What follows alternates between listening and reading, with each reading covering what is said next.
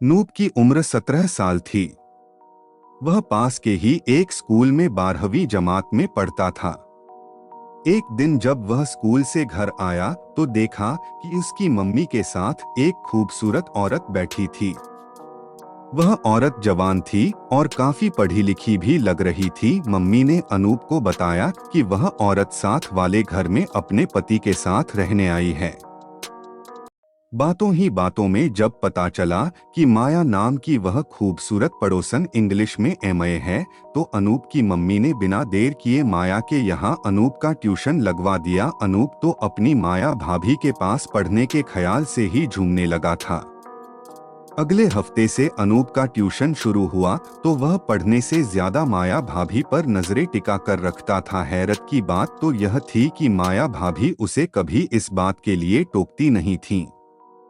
वे कभी कॉपी पकड़ाने के बहाने उसके हाथों को छूती थीं, तो कभी उसे अपने करीब बिठाती थीं। शुक्रवार का दिन था। अनूप रोज की तरह माया भाभी के पास पढ़ने गया, पर भाभी तो कुछ बीमार दिख रही थीं। उन्होंने अनूप को बेडरूम में आकर पढ़ने के लिए कहा। जब अनूप बेड पर बैठा पढ़ रहा था तो उसका ध्यान अपनी पढ़ाई पर कम और माया भाभी पर ज्यादा था। माया भाभी अचानक कराही तो अनूप को लगा कि उनकी तबीयत बिगड़ रही है। वह उन्हें पानी पिलाने लगा तो उन्होंने गिलास उसके हाथ से लेकर पानी अपनी गर्दन पर उड़ेल लिया। उन्होंने अनूप को पानी पहुंचने के लिए कहा तो अनूप उनकी बात मानकर वैसा ही करने लगा, पर माया भाभी की मंशा कुछ और ही थी।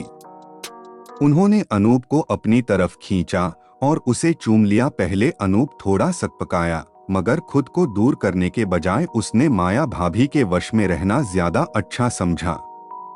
इसके बाद तो वे दोनों उसी बेड पर प्यार का ट्यूशन पढ़ने लगे। माया भाभी और अनूप के इन नाजायज संबंधों का सिलसिला तकरीबन 2 से 3 हफ्तों तक चला।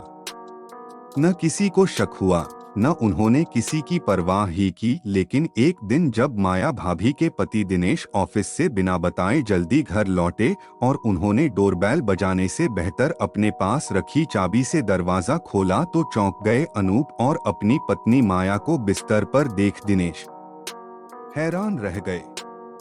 उन्होंने दोनों को खूब गालियां दी। अनूप किसी तरह अपने कपड़े उठाकर वहां से भागा। वह घर पहुंचा और अपने कमरे का दरवाजा बंद करके वहीं बैठा रहा। कुछ देर बाद जब मम्मी पापा आए तो उन्होंने जबरदस्ती अनूप को कमरे से निकाला और खरी खोटी सुनाई। पापा ने तो उसे कई चांटे भी जड़ दिए। जब माया और अनूप के नाजायज संबंधों की जानकारी दूसरे लोगों को लगी तो उनका मजाक बनाया जाने लगा। अनूप को खूंटे से बांधने की हिदायतें दी जाने लगी। माया का तो घर से बाहर निकलना ही बंद हो गया था। स्कूल में भी अनूप को कोई छिछोरा कहता तो कोई बेशर्म। इन तानों से अनूप की जिंदगी नरक बन गई थी। एक दिन अनूप माया भाभी के घर जा पहुंचा। माया ने दरवाजा खोला तो अनूप ने उनके मुंह पर थप्पड़ जड़ दिया और जेब से ब्लेड निकालकर उनकी गर्दन पर चलाने की कोशिश की। जब माया चिल्लाई तो आस पड़ोस के कुछ लोगों ने अनूप को रोका और उसकी मां को वहां बुलाया। माया तो बच गई, पर अनूप को उनकी जान लेने की कोशिश के जुर्म में बाल सुधारगृह भेज दिया गया। इसी तरह अगस्त 2015 की बात है। 23 साला प्रवीण को पुलिस ने 3 लोगों के खून के इल्जाम में उसके घर से गिरफ्तार किया था। प्रवीण ने अपनी 37 साला पड़ोसन रीना और उसके 2 बच्चों की हत्या की थी। हत्या की वजह भी यही थी कि रीना इन्हीं बातों से तिलमिलाए प्रवीण को पिछले 1 साल से जिस्मानी संबंध बनाने के लिए मजबूर कर रही थी। पर अब प्रवीण इस रिश्ते को खत्म करना चाहता था। रीना उसे ऐसा करने नहीं दे रही थी। इसी के चलते प्रवीण ने रीना और उसके 12 साल के बेटे आदिल और 5 साल की बेटी साहित्य की हत्या कर दी। इस तरह के नाजायज संबंधों में अक्सर लड़के की उम्र औरत से छोटी होती है, पर आने वाले खतरों के शिकार वे दोनों ही किसी न किसी तरह से होते हैं। किसी औरत की उम्र ज्यादा होने के चलते उसके लिए ऐसे संबंध केवल मनोरंजन का जरिया मात्र हो सकते हैं। इसलिए जवान होते लड़कों को इनके आने वाले खतरों के बारे में सचेत रहना बहुत जरूरी है।